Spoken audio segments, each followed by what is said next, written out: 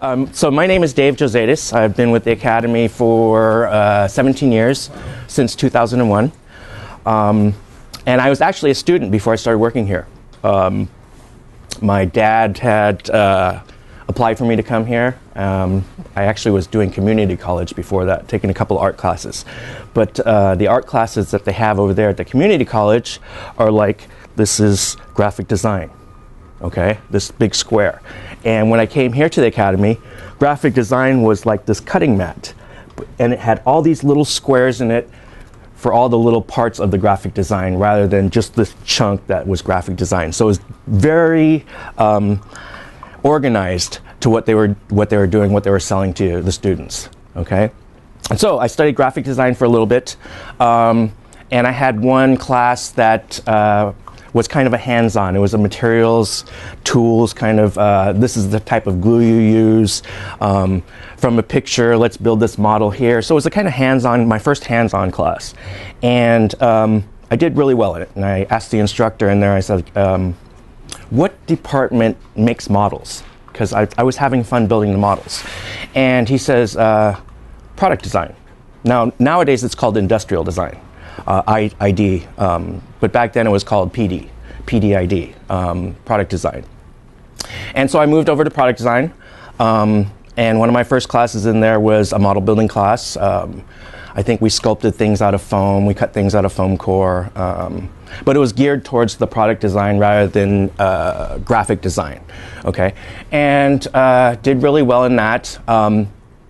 Ended up going to one of my teachers who I was actually not scheduled to be in his class. There were actually two model building classes. And so I go to Paul's, and I'm in Paul's for, the first couple weeks, and he says, your name's not showing up on the attendance roster. He says, I think you're gonna need to go upstairs and figure it out. So go upstairs, and they said, oh, you're in the wrong class.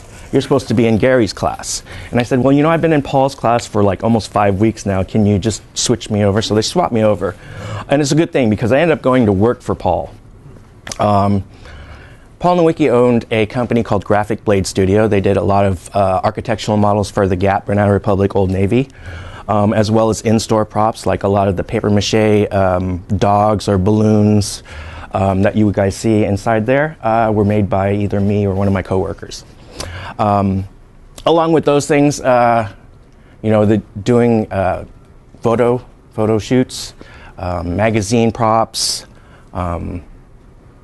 TV commercial props, all kinds of stuff like that I was able to put in my portfolio from Exacto Blade. After working for Exacto Blade for about 8 years, I became shop manager as well as lead model builder there. And Paul Nowicki, the owner of the company, was busy running all the classes at the Academy. Well, besides teaching at the Academy, he was also teaching at Fashion Institute of Design and Merchandising, Berkeley Extension, Ohlone College, City College. I think there might be a few more. So he was never there running his business. He always had his former students running there, me as one of them, a few of the other people. And anytime the school needed something, because they knew Paul had a shop, whether it be a case for models or a display stand or a tool table for something, they would ask Paul, and Paul would say, sure, no problem, call Dave down at the studio. Dave this, Dave that. Pretty soon the school was like, we want to meet Dave. Called me up, asked me if I wanted to teach a class. And I was like, who is this? And they said, it's the Academy of Art. We're here with Paul, your boss, and we would like to know if you'd like to teach a class. So I had started teaching a night class there, same class that he taught, and it's only because he couldn't handle the course load because of teaching at the other classes. And after the one class, I was like, wow, this is really easy. I'm just showing everybody what I already know how to do, and I wanted to see if there were any more classes. Next thing you know, I am there Monday through Saturday teaching classes, more than one class a day. My classes are 6 hours. Now, actually, they've swapped my class around. So my class used to be a foundation class, was the introduction to tools, materials, and whatnot, and now it's become an elective class. And one of the reasons is, and I think you guys may know this too, is you are getting into more computer-generated classes, right? So we have to take something out to fit another one in there, right? So they had to figure out where and what, and so they made my class an elective. couple things that I've done while working for Graphic Blade was some potato head prototypes. I've done some Monopoly games for Hasbro. I've done a Seinfeld Clue game, a New York Clue game. I've done some props for Mervo Toys, some prototypes for them. But now I've just been focusing on teaching. Besides teaching the model class, I also teach perspective drawing.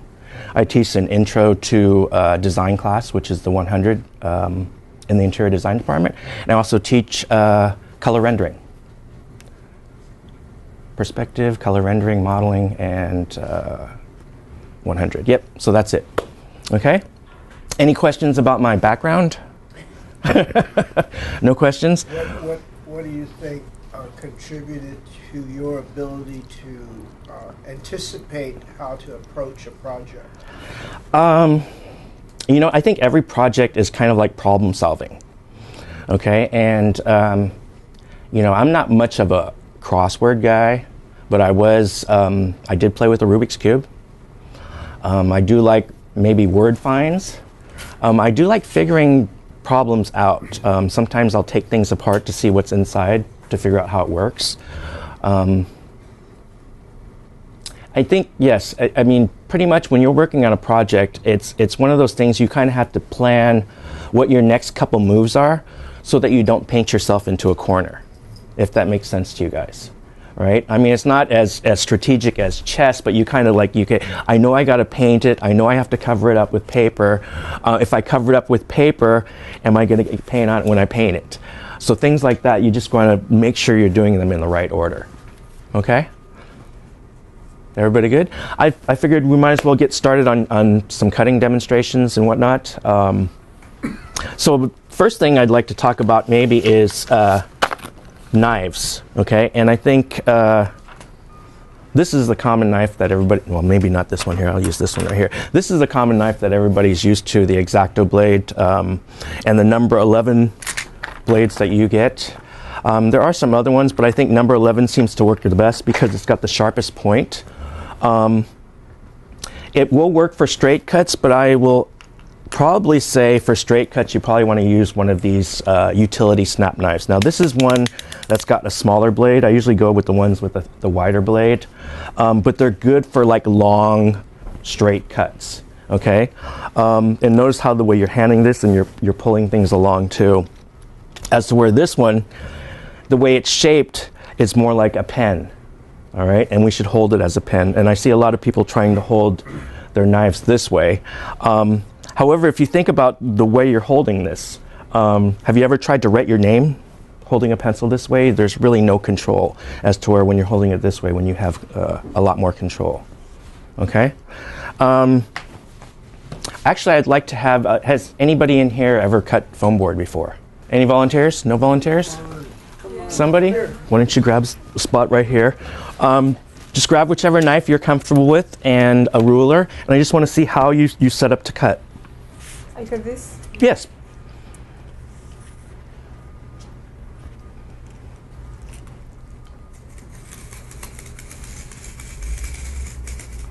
Maybe I should have changed the blade before I gave it to her. Okay, no, you have the right way, the right technique, but here, let me go ahead and fix one of these blades. Now, have you guys ever used a snap blade before? This one, yeah. Yeah? Do you guys know how to break the blades off? How do you guys break the blades off? Just snap it? Do you guys use the handle part back here? No, never. Okay, the handle part back here, there's a spot to slip the blade into to snap it. So you always want to do it away from yourself too. But this little slot right here is for snapping the blade off. Okay? All right, so go ahead and try it again. This one, it's going to be a lot sharper.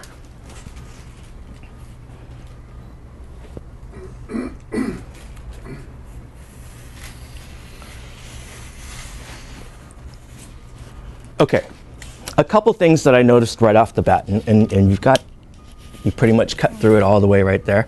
It's pretty straight, all right? We can see a slight little curve over there, but you know, it could be the wiggling of the knife. One thing that happens too, when you extend the blade out, it can wiggle on you.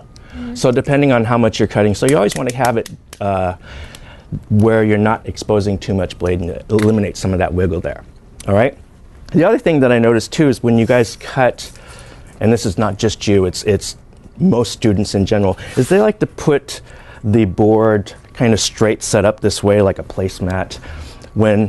Think about it more like you're writing a note or a letter or something. When you're writing a paper, you put it so that you're comfortable. It's set to a slight angle like this. And the reason for me doing it this way is because when I put it this way, I'm pulling this guy towards me. As soon as my elbow hits my stomach, which it's doing right now, I have to make my elbow go around my body. And this is what it's going to do here. And you can see what it's having me do is, okay? And it happens all the time, all right? So by moving it slightly to the side here, my elbow is not going to touch my side. And I get a nice smooth motion like that, okay? Another thing too is on long cuts, students have a problem holding the ruler still, okay? So a wise thing might be to hold just where you're cutting and cut until you're completely through where you're cutting, and then move down and continue the cut exactly where you're holding. The other thing too is, I think, holding this in a certain position. This is a little bit easier to hold for straight cuts as to oppose the pen handle, and we'll get to that in a second. Okay, so there we notice the cuts there, and you notice how many cuts it took me to do it and how many cuts it took you to do it. You did it in one cut, okay? Now, it's a little bit harder to do it in one cut. One reason is you're trying to go through this thickness of material. All right. So if you think about, have you guys ever gone to the beach and kind of waded through water? Okay. So if you think about like trying to run through that water when it's waist deep, all right, it's very hard to move those legs fast through here. And that's the same thing that's going on when you're trying to put this knife through all of that material. All that material is holding your blade and pinching it and keeping you like tight so you can't move. All right. So what we want to do is we want to cut just that top layer of paper. Once we've cut that top layer of paper, it's like somebody has pushed the water away and now it's only at our ankles. Now we can kind of run through it. Okay? So, also by doing that, now I've cut my paper and I almost don't need to use my ruler because the foam is a lot softer. The paper is the hardest part. Okay? And of course for the bottom one, you're going to have to put a little bit of pressure to cut that bottom piece of paper. Okay? Now the difference between this knife too and that one is when we write, we get a slight angle of our pen. Okay, and it's natural. We've been doing it for many years. How many times have we been cutting with this knife? Not very many. All right, so we have to try and learn to hold it in this up position. Does that make sense to you guys? All right. Another thing that I notice when students are trying to cut too is they go ahead and they put this knife right down into there. And you can see it's strong enough to hold my knife there. It's like that water waist deep stuff, all right? We want to start up top and just pull it along the top and cut that paper. Okay? So, again, with the knife holding it straight, a lot of times you guys are going to get this kind of angle going on, and you guys can see the angle that the knife is at, all right? Sometimes I will use my pinky, okay? And you guys, how you hold the knife, if you guys notice I tend to put my finger here, you're probably not going to be comfortable doing that because you're not, I'm very comfortable with using the blade. You know, touching it on this side, touching it on the point. I'm comfortable. I've been using it for more than 30 years, okay? So it's practice with you guys. So sometimes holding the pinky up like this, kind of like when you guys are drinking delicate things, the pinky is kind of like the training wheel. If you guys notice, it helps me keep the knife from angling.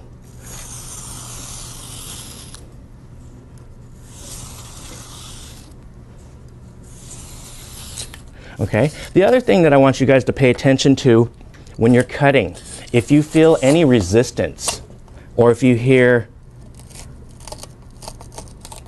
those kind of noises, that's what the foam is doing. It's clumping up and it's pulling. It's trying to pull the chunk down the line here, and it will keep pulling and pulling and pulling, and you'll have a bad edge like that. So it's really important that you change your blades, okay? So for instance, this one, it's still a little bit sharp, but I can actually tell when I'm cutting, it's starting to get dull, okay? And I'm not really throwing this in, I'm just lightly poking it, and you guys can see that It does stick a little bit and pull up, okay? So it's still good enough to cut with. When you start to get blades that look like this right here, where we have no sharpness, and this is an accident waiting to happen. Because when it's not sharp, you're really trying to pull with all your force, and you don't have much control when you're doing that. Okay? Thank you very much. Thank you. Okay. Even in class, before I have my students build their first project, I have them practice cutting with scrap pieces. Practice straight cutting, practice, just cutting even a curve. Get comfortable with it. I at least spend, 30 minutes to an hour cutting. Get comfortable with it. I also check their edges too. They're trying to have nice straight edges, and you guys will find this out when you guys cut, that it does take some practice to get it straight on the edge there. Okay? Chipboard. Chipboard is just layered paper. All right? And it's held together with glue. And let's see, on this one's probably 2-ply. This is probably 2-ply. And this is 4-ply in the back over here. So the more layers, the more times you have to cut. Okay? So for instance, on this guy, it doesn't matter which knife you use. And actually, I'm going to change the blade on this one, just because. A lot of times I like to do that. If I'm going to cut something new, I'll just change the blade out anyways. All right? So here, this one, you can cut this with scissors, okay? But if you're trying to do like a contour, maybe putting the paper on top with the scissors is not so good, depending on how strong your scissors are, because I've seen people with those orange handled ones have the handles break while they're trying to cut stuff. So I use my knife constantly, even for measuring. And I'll show you guys what I'm talking about here right now. It's typically when you guys go to measuring, and you know what, while I'm talking about measuring really quick, is rulers. Okay, I noticed this ruler right here is a printed ruler. What's the other ruler that we have here? The other one, this one is also printed. Depending on what the brand is, and I don't see a brand name on this one, is I don't trust some of these printed rulers because they're not as accurate as the engraved ones, the stainless engraved ones. And this one seems to be pretty good, okay? But any of the ones, and I hate to say this, from some of the other stores that our students get our supplies from, they're printed on here, and the first increment is not the right size. And the reason I know this, 17 years of teaching the model class, their first project is a cube, and they're always making their cube bigger than 2 inches. And I'm trying to figure out why, and I'm measuring them, and I'm show me how you measure. And then we realize that the first space on that thing is wrong. It's bigger than it's supposed to be. So when you guys are purchasing rulers, just make sure, to check them. And you guys can see if the increments look like they're spaced evenly. This one on the end, like you can really tell it was larger than the other ones, okay? And then the other thing too is like this one has a space on it. So you have to worry about lining up the 0 with the line as opposed to this one where the increment starts right at the edge. I prefer this one because I can stick my knife at the edge of whatever it is and just slide my ruler up to it. Okay? Typically, when you guys go to mark something for size you're going to take, you guys use pencils to mark, and do you guys do it with a line? So typically, when you guys do something, what you're going to do, and I guess you guys can see behind me on the screen there, is you're going to do a little line like that. Is that what everybody does?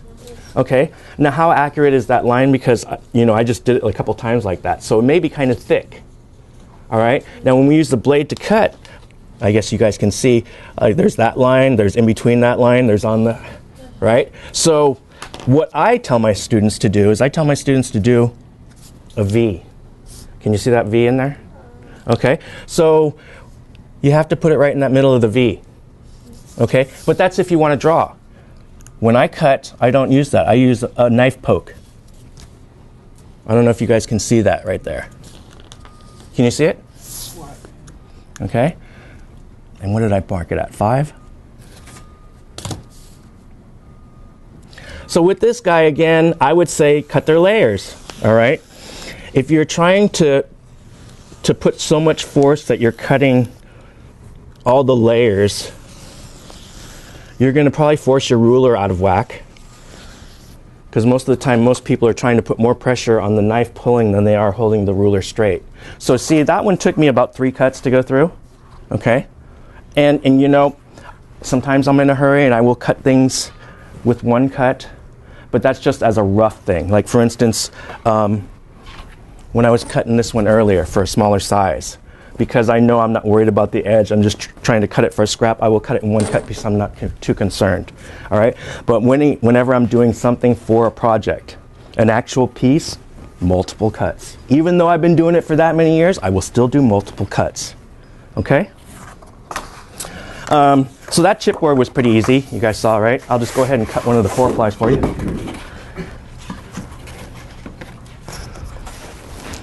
So this one, it sounds thicker. You can tell it's much more rigid. Okay.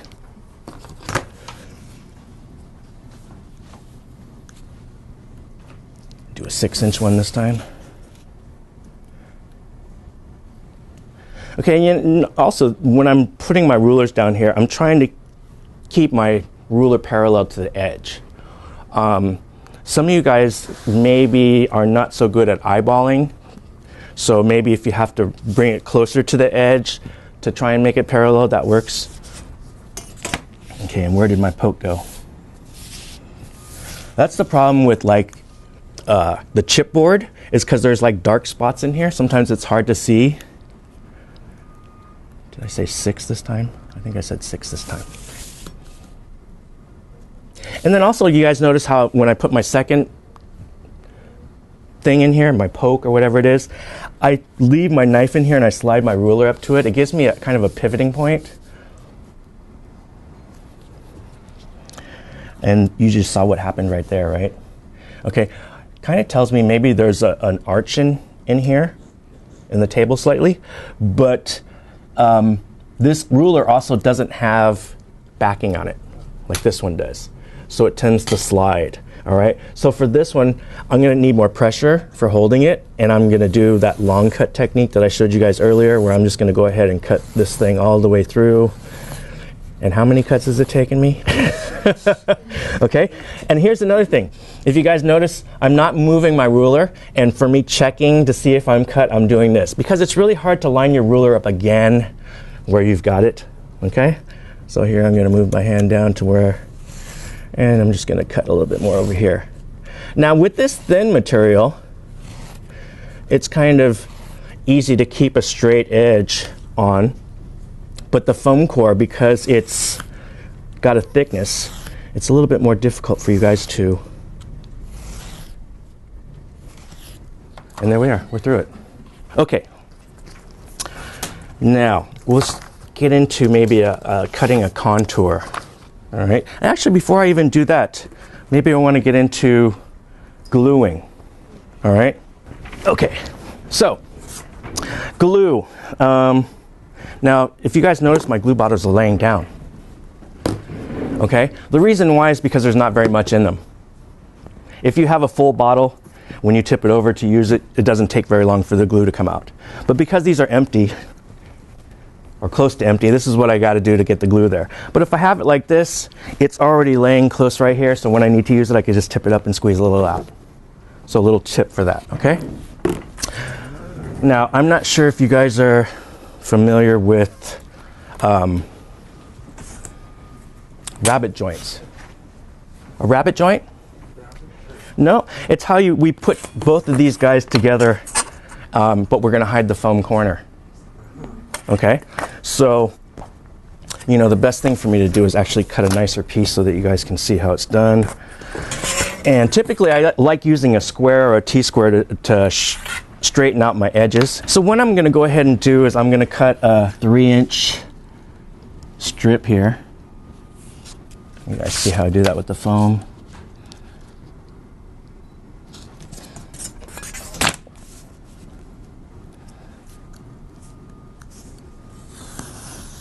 And you guys could hear those hitting my, yep.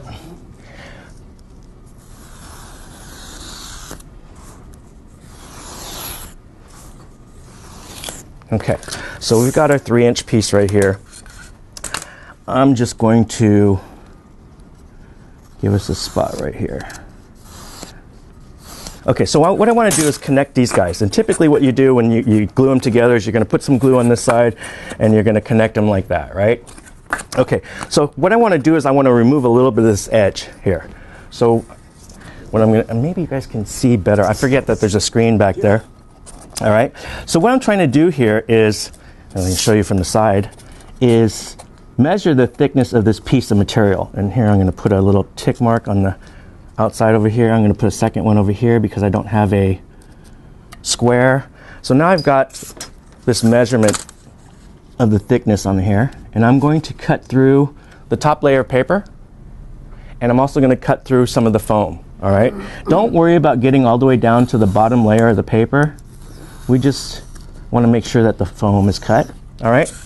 And then typically what I'll do is I'll hold my knife down here and just kind of slice that guy off and take a ruler and remove this foam out of here. Okay. And you can see I got this little chunk over here coming up. But now we can go ahead and glue these guys together with a nice corner like that. Cool. Okay? Cool? Okay. Another thing that you can do with this, maybe if you don't want to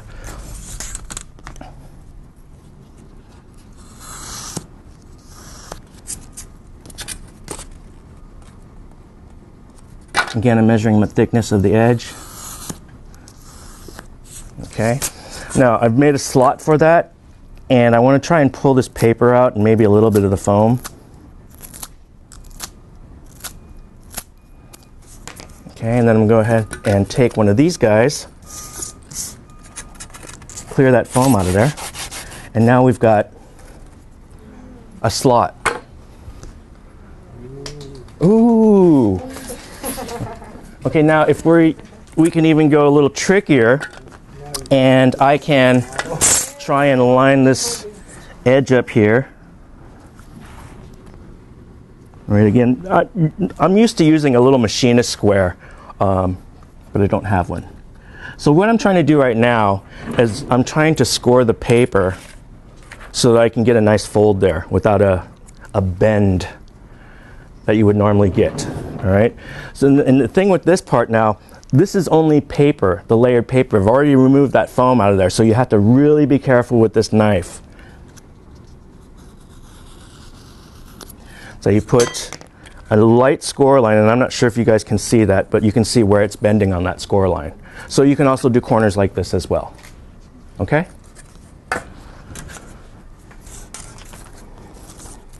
And put the snap blade over there. Okay, see what else can I show you guys with that?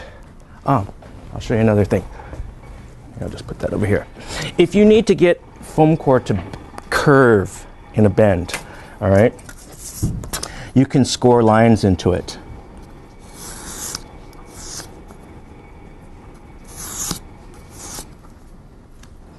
Okay, this may not work for topographical, but maybe if you have to put a building or a curved fence on here, just know that you can use this to do that with.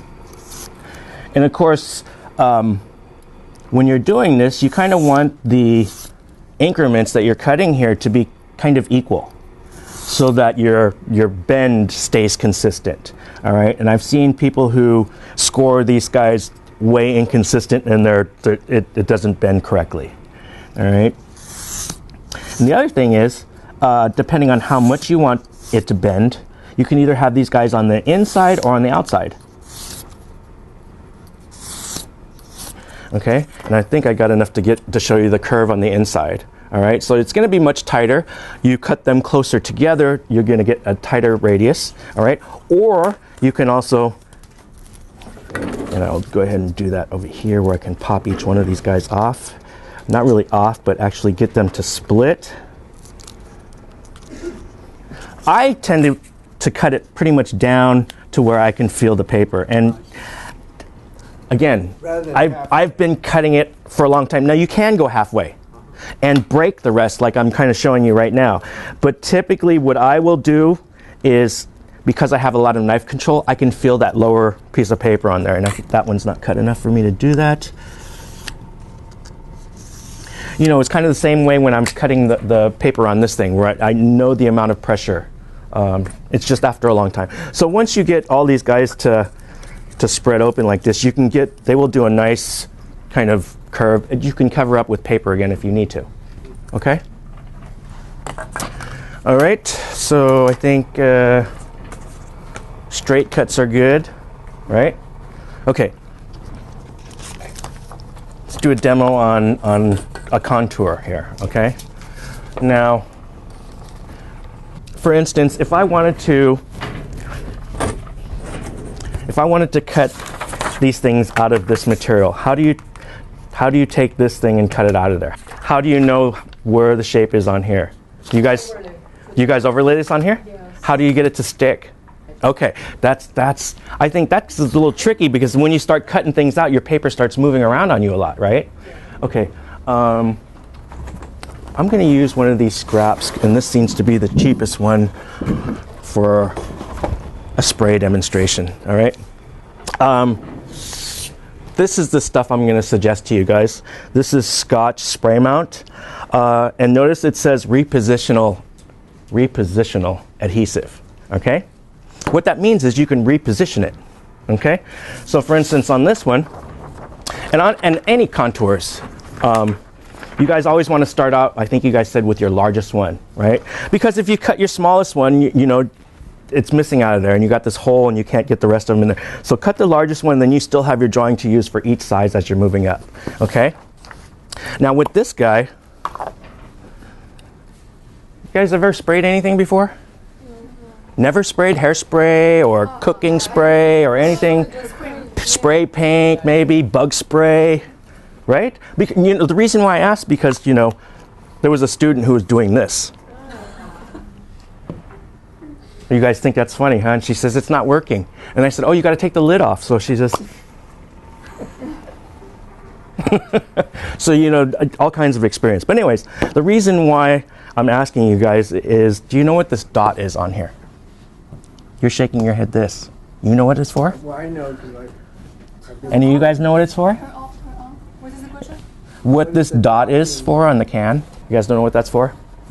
Okay, what it is for is you should really face the nozzle towards that, all right? The reason why is there's a straw that comes down here, goes to the bottom of the can, all right? And if you guys notice, the can is kind of concaved in there, so that means the lowest part of the can is going to be towards these edges. Okay, well, what they do is when they put the straw in there, it's got to go down to one of the sides in the can. You don't know where it is, but they mark it for you. So that most of the time when you're spraying, you got it like this anyways. So that straw is curving down to the lowest part of the can where all your liquid is that you need to spray, and that's why you should point it that way. Good? Okay. So anyways, you don't want to spray a lot. It's kind of sticky.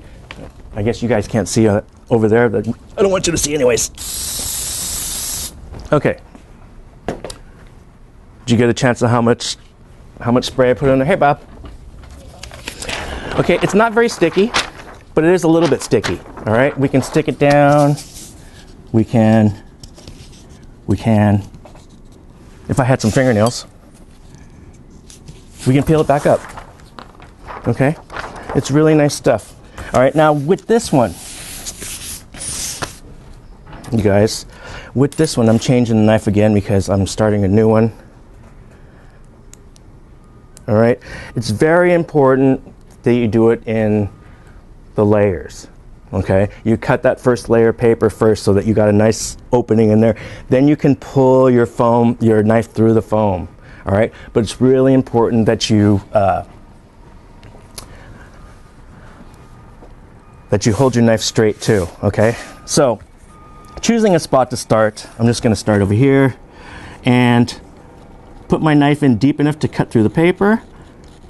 Now, one of the reasons why I put my finger down here on the blade, like you guys can see me holding it here, is I use my finger as a depth gauge.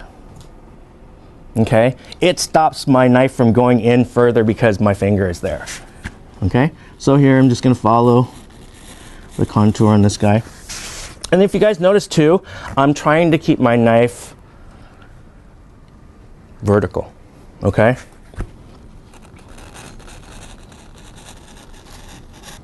And then notice too how I'm turning the board with me. You cut to where you're comfortable. Don't try and do one of these kind of cuts where you're reaching around. You know, I always have it in that position where I'm pulling my arm towards me, okay? And I find this actually easier to trace with a knife than I do with a pencil. Anyone of you guys want to guess why? Well, because I can't go off the line. Look, I'm moving it. It won't go off the line. When you're tracing with a pencil, it's so easy for you to go off the line, right?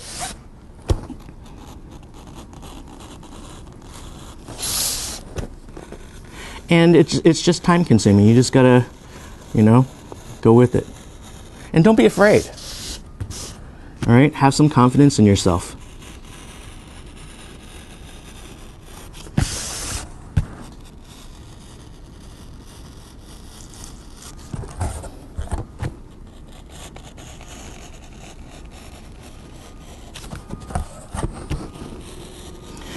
Now the other thing too is until you guys have got enough practice actually holding the knife and doing all those straight cuts, when you go to reinsert your knife in to do your second cut, there's a good chance that you might not put it in the same groove that you've done it. I mean, the top is going to look the same, but once you get inside the foam, you can't tell if you're, now you can see my knife is starting to angle that way, if you're at a slight angle this way or a slight angle that way. So you may get a little bit of wedge of foam with a cut on this side, a cut on this side. All right. Now you guys can see I'm in a tight corner here. So what I'm going to do is I'm just going to kind of sewing machine my blade around so I can still cut that paper, and then I'm going to start cutting normal again. Because you also notice when I was doing the sewing machine that I'm still trying to hold my knife very vertical, and I'm going to do a sewing machine corner over here as well. Okay, and the reason why is because I have more control putting my knife up and down this way than I do pulling it, if that makes sense to you guys. All right, and still I'm having trouble finding my hole again. All right, there we go. And here, I'll try and pull my fingers up out of the way so you guys can see just how I'm doing that. And so I've scissored enough to go ahead and cut normal again over here. And you guys aren't going to see anything until I actually get the whole contour cut out to know. Okay, so now I've gone and I've cut all the way around, and now I'm going to go ahead and just cut into the foam, and you can just see how much faster my knife is starting to go because I've already got a track cut.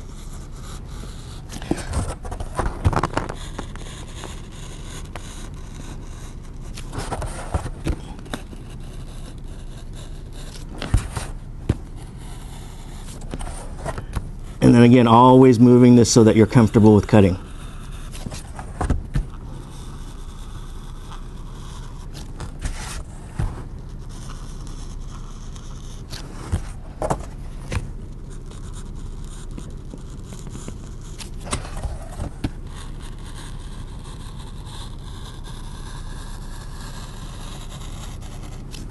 Now, you guys' models are a reflection of yourself, right? So you want yourself to look good, you should make your model look good, okay?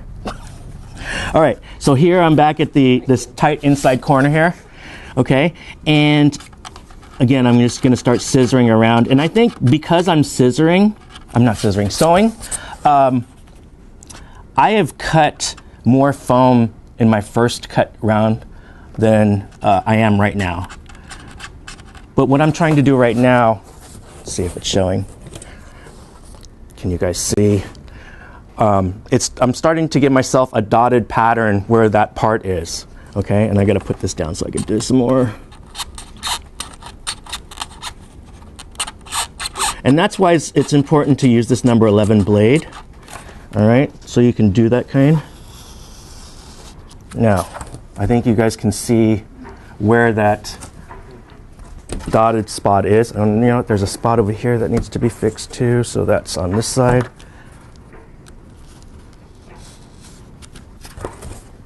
Okay, so now I just got to connect some of these guys on this side, which is not much. 1, 2, and that's cut through there. All right, and that's the easy one. Now we're getting over here to the outside one.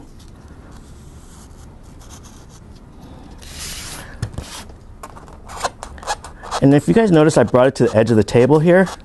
because I don't want to break my tip off in the mat, which you guys are probably going to do. Maybe. Okay, so I should have a little dotted pattern where that is too. Okay. I guess I could finish it, but you know what? I like coming back to them.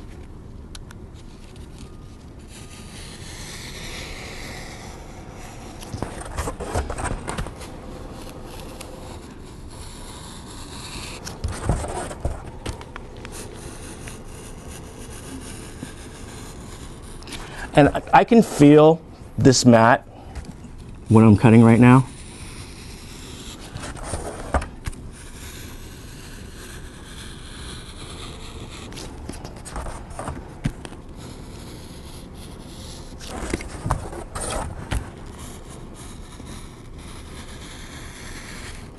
Okay, that's to there, so now all I have is this little bit right here. There's a spot that I missed to connect. There, right there.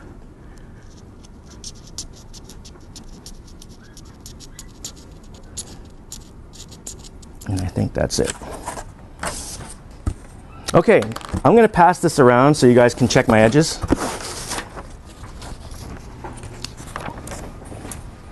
And if I needed to cut my next contour out, my paper is still sticky. So cutting with this one, all right, and you know what I'm going to go ahead and do here too, is because I turn it so much, I'm going to cut this down to something a little bit more manageable. If that makes sense to you guys. So I can flip and turn it.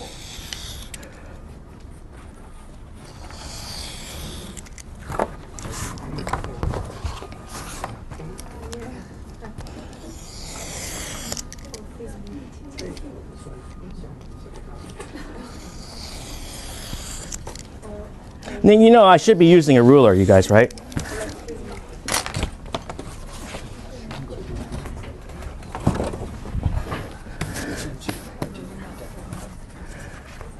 All right, I'm going to go ahead and cut the second contour on the inside because it seems like I missed a couple spots on the spray, so I'm not going to worry about the outside. Okay, so for this one, I've changed my blade again. Now, the problem with this stuff, it is a layer of paper, a layer of glue, a layer of paper, a layer of glue, a layer of paper, a layer of glue, a layer of paper. So there's 4 layers of paper, 3 layers of glue that you got to go through. Now, most of the time when you guys are cutting this little spot right here, that knuckle, from pressing so hard. Am I right? Yeah. Yes. Stop pressing so hard. You're trying to cut it with one cut, that's why. One night for the whole semester. No. And always changing the blade.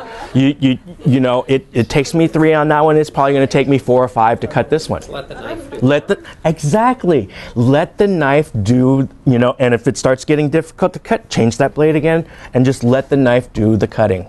Okay? It's like, I guess maybe not so many people cut bread anymore because it comes sliced, right? But if you ever tried to cut bread, right, you actually have to really saw it gently. You see what I mean? You got to let the knife, if you start trying to do it too fast, you're either going to squeeze your bread, right? Or you're squishing the bread by cutting it too fast. So with the same thing with this one, if you don't want the finger to be sore right here, is to just let the knife do the cutting, you guide it through, and it will take multiple times to go through, and you're going to see. I'm going to do it. It's going to take multiple times to go through, but you just got to do it. Okay, and again, you know, I said tracing with the knife is very easy because it's hard to go off of the line. But that just could be me being comfortable with my knife. You know, when I was going to introduce myself to you guys, I was going to say, my name is Dave the Blade Jozaites. But I decided not to. But that's how we'll remember you. You know, we had, at one time we were giving, in the department, we were all giving ourselves nicknames, or other people in the department were coming up with nicknames for each other, and mine happened to be Exacto. Very good.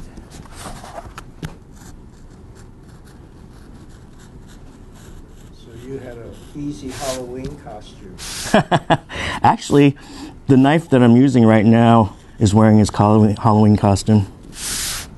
This is an Exacto knife, but I've just cut open a Sharpie pen and put it inside of there. Okay, so now I'm starting to get onto my second cut, because once I got around, I felt the groove for my second cut here.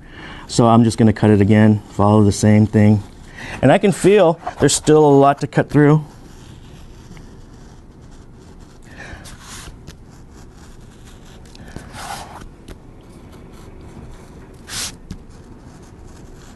When I first started working at the model building company, like I told you guys, I was doing like paper mache stuff. But then they gave me a project to do where it was building like the facade of a hotel building. And see, I'm starting to get a little rough here. I'm going to go ahead and change the blade because I can feel it. They wanted me to cut out all the windows of the facade. And it was probably, I don't know, it's bigger than this, you know, probably about this big. A whole bunch of windows on the facade of a hotel, right? And this is before I had all the experience cutting. I would cut my foam core with one cut too, just like you guys, right? And so, I tried that on a window. Nope, that doesn't work. The edge is messed up, not good enough for them, right? So I figured, you know what? I'm not gonna do this right now. It's the end of the day. I'm gonna go home and I'm gonna go practice while I'm watching TV. Every commercial, I'm gonna practice cutting some foam core. And I came in the next day and I cut all the windows out, no problem. It's because I practiced. Okay, so now I'm starting to put a little bit more pressure on this thing because I know I'm getting close. And it tends to happen because we start to get kind of anxious about getting it done, getting through it, right? We kind of don't want to do that. When we start getting anxious, that's when we start messing up.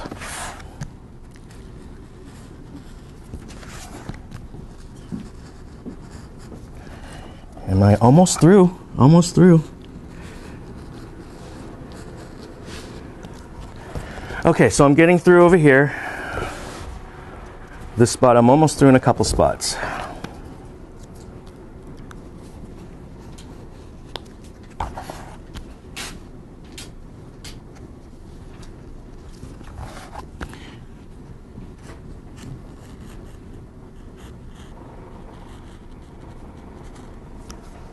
Going to change again.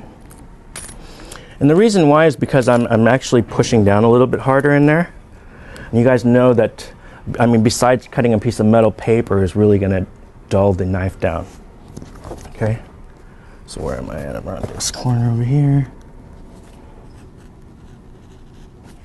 And a lot of times when you put that new blade in there, you're like, oh my goodness, it cuts like butter now.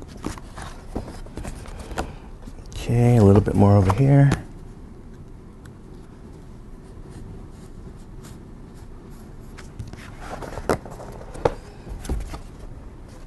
Follow the whole thing.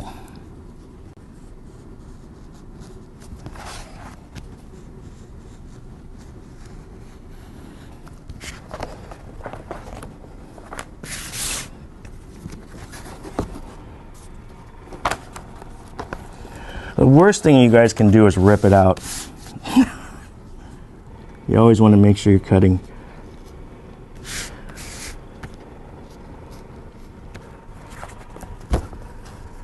Am I through? I'm through. Okay, so there was a little rip out over here, but you know what? There it is. What I'd really like to see is some of you guys cut so I can kind of say, hey, you know, hold it a little bit more this way, or try standing this way, if that makes sense to you guys. Yeah? Okay, so I'm just gonna throw this right here, and I'll go ahead and just get that excess.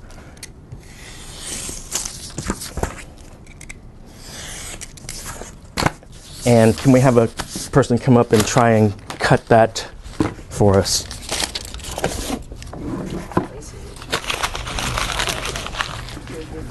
Yeah.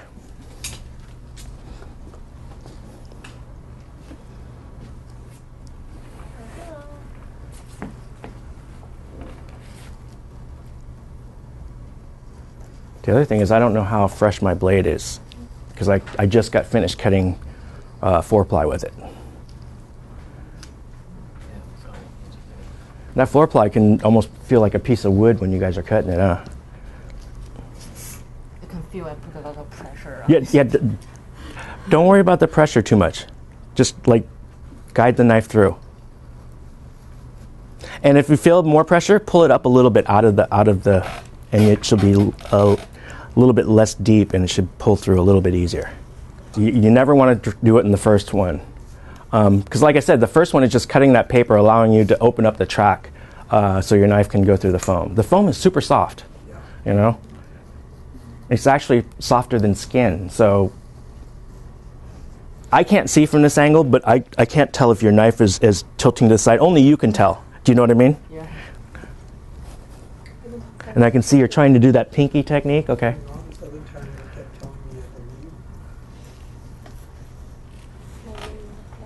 I think now you should be able to go ahead and yeah, push it all the way down to that bottom. But it should be much easier to pull through because you've cut the foam and that top layer of paper now. And it's always going to be a little bit tougher on those curves too.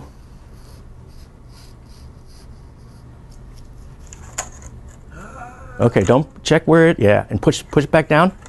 Push it back down and then cut it, yeah.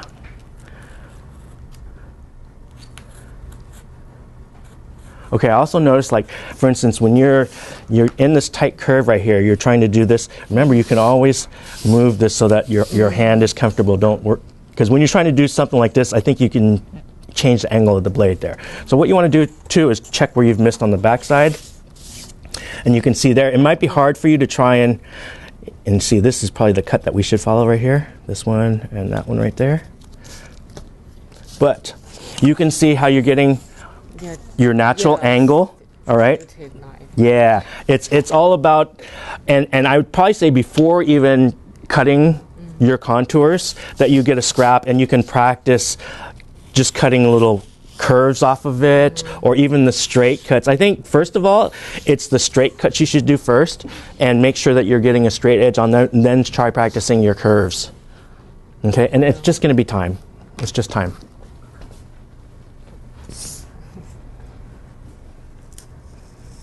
Okay, what I'm noticing there is, you guys see how far she stuck the knife in?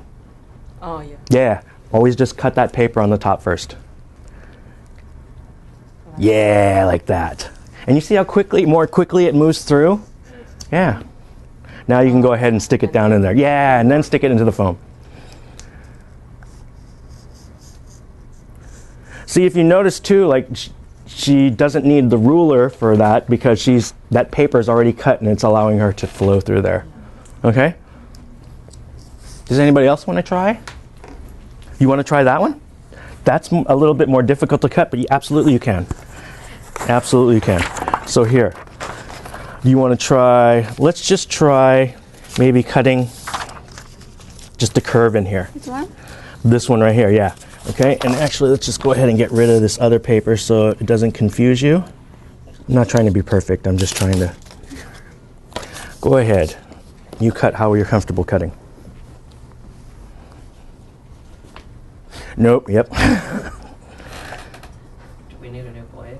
I just changed it. Oh, you did. Okay. Good. I've been doing this for a little while. Touche.